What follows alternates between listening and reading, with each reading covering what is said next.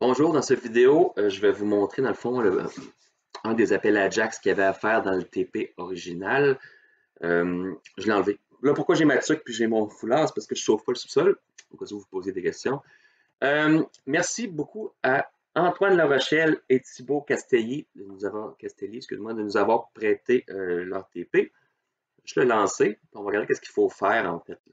Je vais le lancer ici. Donc, ici, c'est la page de création de compte qu'on veut modifier. Ce qu'on veut faire, c'est que quand je vais rentrer un courriel ici, ça va valider sur le serveur, voir si le courriel est déjà rentré. Normalement, c'est plus avec des noms d'utilisateurs qu'on fait ça. C'est rare que c'est avec le courriel, mais on va le tester comme ça. Donc là, pour l'instant, il n'y a rien de fait. Je n'ai pas fait le côté serveur, je n'ai pas fait le côté client dans le navigateur. Je vais faire le côté serveur en premier. Donc, je m'en vais ici dans leur code. Je vais descendre ça. Ils ont fait un blueprint qui était sur les comptes. Donc, je vais me rajouter une route qui s'appelait courriel déjà inscrit. Puis on va lui passer dans le fond le courriel. Je passe ça comme ça ici. En fait, ce que je vais faire, c'est que je ne passerai pas en argument, je vais aller chercher directement dans la requête. Je m'en vais ici. Là, ça va être courriel déjà inscrit. Souvent, quand c'est des routes, par exemple, on ne met pas des underscores, on ne fait pas le snake case, on va faire plus quelque chose comme ça. Si vous regardez bien les URL dans le code que vous avez déjà travaillé. Bon, là, il va falloir que je vérifie dans le fond si je m'en vais chercher le courriel qu'ils me fournissent dans la requête, puis je vais retourner true or false. Ici. Copilot m'a déjà fait une bonne partie du truc. Il a considéré que j'allais utiliser courriel. Pour l'instant, je n'ai pas encore fait le client, je ne sais pas si ça va s'appeler courriel, mais courriel, c'est un bon nom. Si j'ai le courriel, je m'en vais le chercher dans la base de données. Et puis, je vais faire un JSONify de true ou false. Ça, c'est juste du côté serveur. Je sauvegarde. Je le répète. Je m'en vais chercher dans la requête que je vais recevoir le courriel. Ensuite de ça, si j'en ai un, je vérifie dans la base de données. Dans le fond, ils ont fait une couche d'abstraction de la base de données. BD utilisateur, obtient un utilisateur avec la connexion et le courriel. Si il y en a déjà un, mais je retourne qu'il est déjà inscrit. Sinon, je retourne faux. Donc là, même avant même de faire le côté, d'aller jouer dans ça ici, on peut quand même aller appeler la route. Voir si ça retourne bien les bonnes choses. Je m'en vais ici. Comment ça s'appelle donc cette route-là? Courriel déjà inscrit. Il faut que je laisse le compte parce que c'est un blueprint qui commençait par compte. Là, quand je vais faire courriel déjà inscrit, normalement, ça va me retourner faux parce que je n'ai pas fourni de courriel.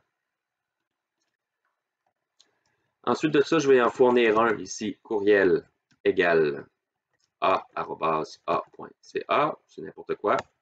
Ça retourne faux aussi, c'est correct. Puis eux, ils ont un compte qui s'appelle admin.ca. Je ne me souviens pas si c'est admin.ca, je vais juste aller voir. C'est admin@mail.com. Je n'avais pas le bon courriel. On va juste aller le changer ici.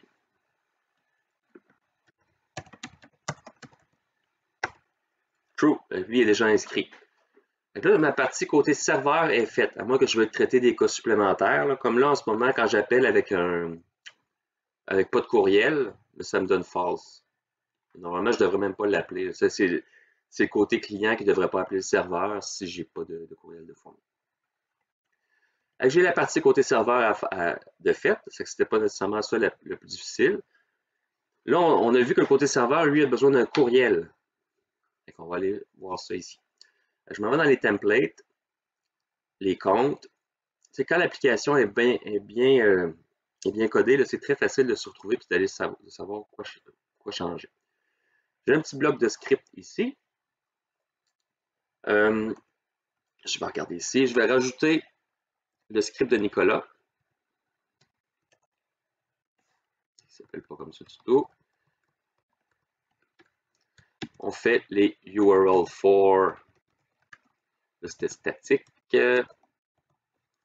Virgule, file name égale. Puis là, on avait JS. Je suis allé voir c'était quoi le nom exactement. Utile Ajax. Ajax.js. Je vais juste recharger la page pour. Ben, en fait, là, il faut que je redémarre le serveur vu que c'est du Jinja. Je m'en vais voir la page ici. Puis je vais être sûr que mon script est dedans. Comme ça ici, je m'en vais voir. Pour essayer de tout coder et de vérifier que si ça fonctionne après. Là, j'ai pas l'air d'avoir de problème. Je vais juste le recharger une autre fois, voir si. Non, le fichier est là, ici, utile, puis on voit que c'est un 304. Ça, c'est parce qu'il a été dans la cache. Là. Mais c'est pas important pour vous. L'important, c'est que ce ne soit pas un 404. Là, j'ai mon fichier utile pour Ajax. Ensuite de ça, il me reste à faire l'appel. Là, on sait que le serveur, lui, s'attend à recevoir un courriel. Puis moi, c'est quand je saisis l'information puis je quitte le champ que je dois lancer l'appel. Le nom ici, courriel, il y a un ID qui s'appelle courriel. C'est bien nommé. Je vais le mettre dans une constante comme ça ici.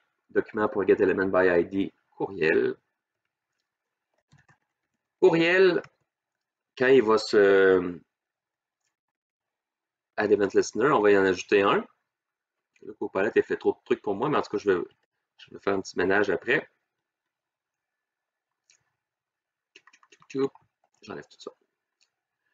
Je blur. Blur, c'est quand je sors du champ. Puis peu importe si la valeur a changé ou pas. Change, c'est quand je sors du champ et que la valeur a changé. C'est que change, ce serait peut-être mieux ici, mais un ou l'autre, c'est correct. Et là, on va décider qu'est-ce qui se passe quand je quitte le champ. Et quand je quitte le champ, ce que je veux faire, c'est envoyer requête Ajax en get, parce que si on regarde bien ici, oups, c'est pas la bonne. Si on regarde bien ici, je n'ai pas spécifié rien ici, donc c'est un get, même que je pourrais le spécifier ici. Ça vous aiderait peut-être à être plus clair. Get. Si c'est un post, il faut vraiment écrire post, sinon la défaut c'est get. Donc ici, ça va appeler sur utilisateur courriel, c'est pas la bonne route. Il a essayé de m'aider, mais il n'a pas fait comme il faut, mais c'est pas grave. C'est compte, slash, puis c'est ce qu'on avait ici, là, déjà inscrit.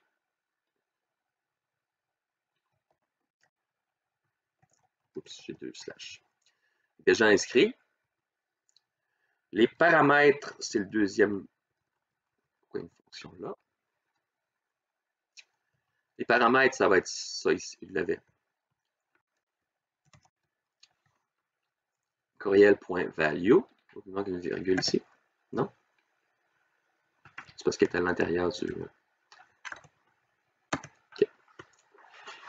Avec ça, envoyer requête Ajax, c'est vraiment quelque chose que Nicolas a fait, mais si vous utilisez fetch, c'est la même chose. Vous avez get, ça ici, mes données.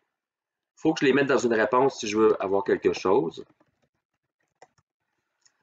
Là, je mets réponse. Un meilleur nom, ça serait est. Ça, c'est en JavaScript. Courriel déjà inscrit.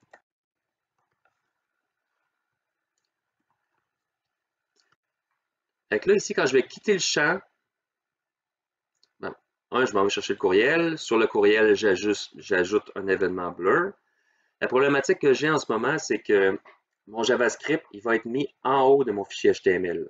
Puis à ce moment-là, le DOM ne sera pas fini d'être construit. C'est que le mieux, ce serait pour être sûr que le DOM soit construit, c'est add event listener, DOM content loaded de mémoire. Je prendrai la fonction ici. Il y a beaucoup de fonctions anonymes, mais si vous n'aimez pas ça, les fonctions anonymes, vous pouvez faire autrement. Dans le fond, vous pouvez juste les nommer puis les réutiliser. Donc là, on va aller voir. Peut-être que ça ne fonctionnera pas du premier coup, là, mais réponse constante et courriel déjà inscrit, puis je vais faire un alerte de ça. Alerte et courriel déjà inscrit pour voir si j'ai la bonne réponse. Je stoppe, je redémarre. Quand c'est des modifications dans les templates, il faut retravailler un petit peu. Je vais recharger la page aussi. J'ai pas d'erreur JavaScript, c'est important de vérifier ça. Et là, je vais rentrer ici, je vais faire n'importe quoi, je vais quitter. Hop, Object Promise. Bon. Là, il me manque quelque chose. Ça veut dire que je n'ai pas mis de await sur ma fonction. Et là, je me suis laissé trop aider par, j'en ai perdu ma truc, je me suis laissé trop aider par Copilot. Les paramètres, dans le fond, de la fonction, si je m'en vais voir dans le code de Nicolas, c'est l'URL, méthode, paramètre, contrôleur, on n'a pas de besoin, et d'autres choses. Dans le fond, nous, c'est l'URL en premier. Donc, je vais monter ça ici. Parfait. Et effectivement, il manquait le await, puis il faut mettre un async sur la fonction pour dire qu'elle est asynchrone, puis qu'il y a un await à l'intérieur. Je reviens ici, je recharge ça. Je mets quelque chose, j'écris, je quitte false. ASD, effectivement, c'est pas bon. Si je m'en fais admin, on a dit que c'était admin.mail.com, et je quitte le champ true, donc je ferai quelque chose d'autre. Là, j'ai mon retour qui est ici, je fais alerte et courriel déjà inscrit. À partir de ce moment-ci, c'est du JavaScript pur, c'est des choses de deuxième session. Donc là, vous modifiez l'interface pour dire, dans le fond, qu'il est déjà utilisé, soit que vous affichez un message, soit que vous mettez en rouge. C'est que le numéro 2 n'était pas plus dur que ça. Des fois, vous avez vu que j'ai accroché une coupe de place. Il faut vraiment faire du diagnostic. Là. Vous avez de l'information dans la console, vous avez de l'information, moi aussi, ici. Si vous avez des 404, c'est pas bon. Vos appels sont faits ici aussi. Si je me regarde, le courriel déjà inscrit, je l'ai appelé. Excusez-moi. J'ai appelé ça ici. Avec on voit que le courriel est passé. Le pourcentage 40, c'est parce que dans l'URL, c'est pas correct d'avoir un arrobas, ça qu'il le transforme. Mais il va être retransformé de l'autre côté. Ça ici. C'est tout.